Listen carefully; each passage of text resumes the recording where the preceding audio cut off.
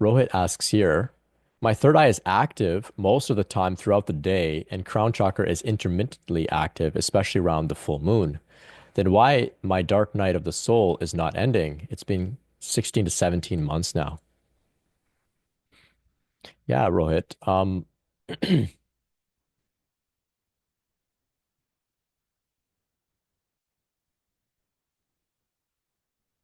So we could map the experience of the dark night of the soul onto the experience that we have with our chakras being active, open, flowing, with where our Kundalini process is in terms of its um,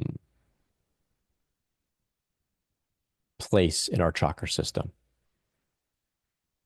So if we think about the crown chakra opens us up to a connection with the divine, right?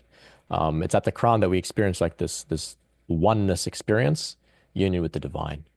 Because you're describing that it's intermittently active, this may imply that your connection with the divine is intermittent. And when it's intermittent, you may feel as if you're in connection, it's open, it's active, it's flowing. This is great, it's wonderful, it's amazing. And then when it closes off, you're like, what happened? Where is God? Why do I feel disconnected?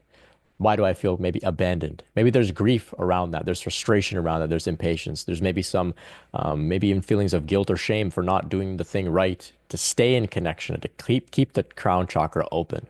So all of this, these uncomfortable emotions I just described, that speaks to this theme of the dark night of the soul. So the dark night of the soul is essentially one feels disconnected or isolated from the divine, from God, right? The connection with God is intermittent, you could say. So this would explain why you have this dark night of the soul experience, right? There's still work taking place at the crown chakra. Now, how can we then overcome this? I don't recommend any particular visualizations or meditations or pranayamas to open the crown chakra or the third eye. I really don't. It happens at its own pace. Let it unfold gently over time rather than forcing things open. Instead, what I recommend is to make peace with any discomfort that may be arising within you in terms of your emotional experience. If you feel frustrated, make peace with that. It's okay to feel frustrated. How can you not feel frustrated with a crown chakra that's intermittently active? Of course, it's frustrating. Make peace with that. So you're allowed to feel frustrated. Eventually, you want to make peace with the experience itself. This is what it is, and that's okay. This is what it is, and that's okay.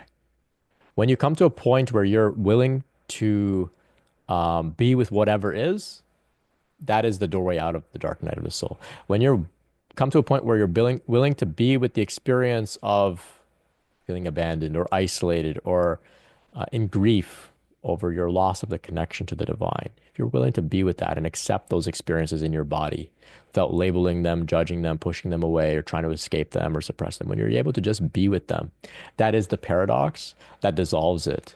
And then there's, in your case, perhaps the full blossoming of the crown chakra.